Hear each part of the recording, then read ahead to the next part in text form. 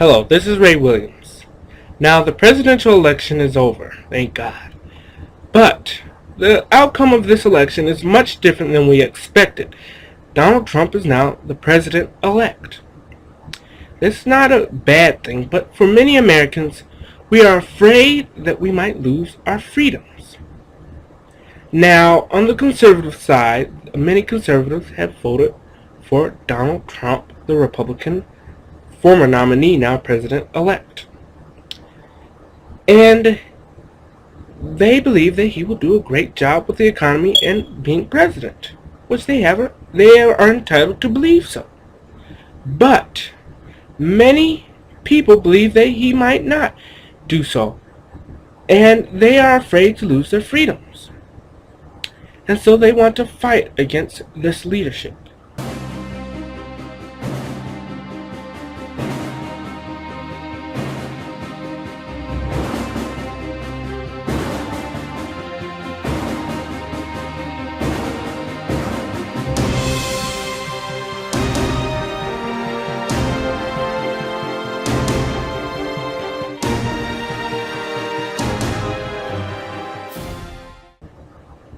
Now, 250 years ago, something similar happened.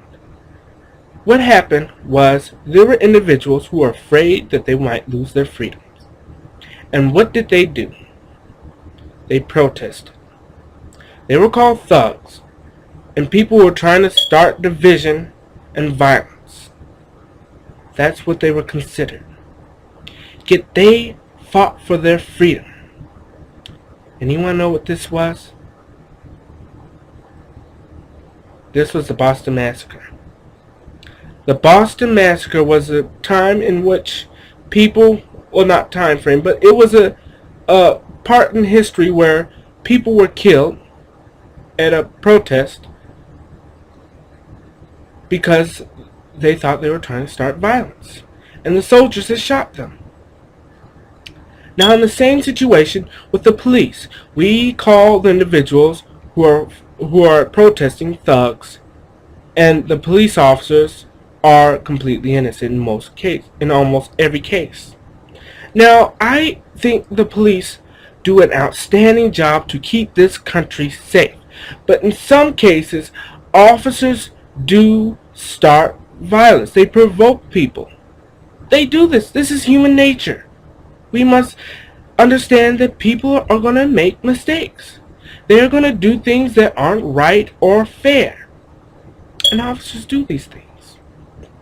And in this case, people are doing things that are much similar in the Boston Massacre. People were killed in the Boston Massacre. Now, these protests, I don't believe anyone has been killed. Some people have been wounded or hurt, but not killed. And we say, well, it's not the police, it's the individuals. The police are completely innocent. Well, in some cases, they might be guilty of starting violence. They might be. Those British soldiers were guilty of starting violence. And do we allow them now to be innocent of that? Do we say that those people who were protesting before they were killed, do we say that they were thugs? No, we do not. We say that they were patriots who helped begin and put in motion what we have today, and caused the country that we have today to be found. That's what we call them, patriots.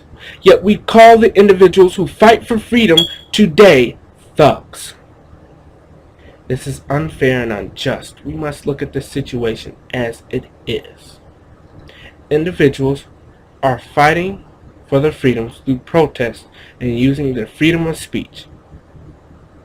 They're using the freedom of speech to say that they are afraid that they will lose their freedom. Here are the freedoms, some of the freedoms that they are afraid to lose. Stop and frisk. Now, stop and frisk is something that might cause especially African Americans and other minorities to lose some of their freedoms through false incrimination. This is an issue in this country. We must not neglect that this is an issue and understand that this is an issue. It is a problem in this country. You must acknowledge that.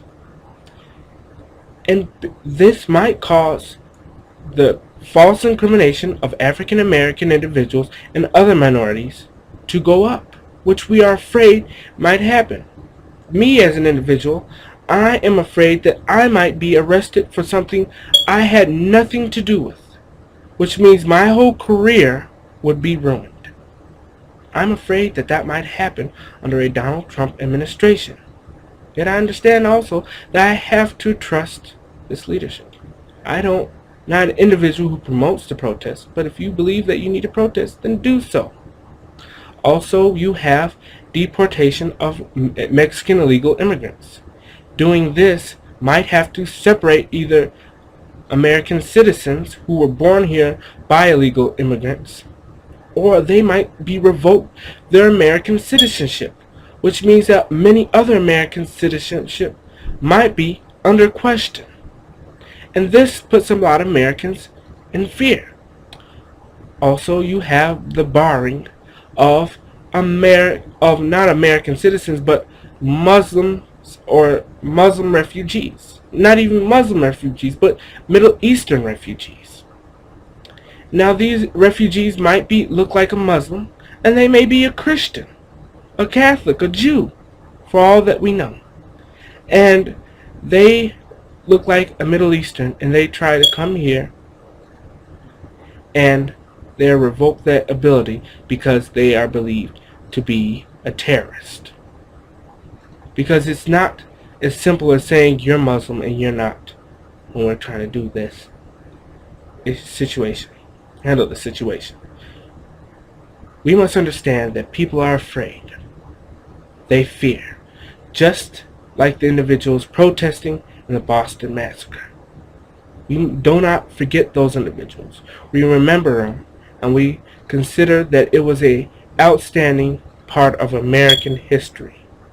Yet when other individuals fight for their freedom, they aren't fighting for benefits or welfare. I don't know where people get that from, but they are saying this. They're not fighting for those things. They're fighting for one thing that we send our soldiers overseas to fight for, our freedom. And we must protect that freedom. And that's what we are doing. We are afraid that we will lose it, so we are speaking out. Thank you for watching this video. Please like or comment below, and I hope you enjoyed this video. And please subscribe. Also, I have a Q&A, which is on my Facebook page called The Great Society. So if you have any questions about history or politics, please leave your comments there. Thank you.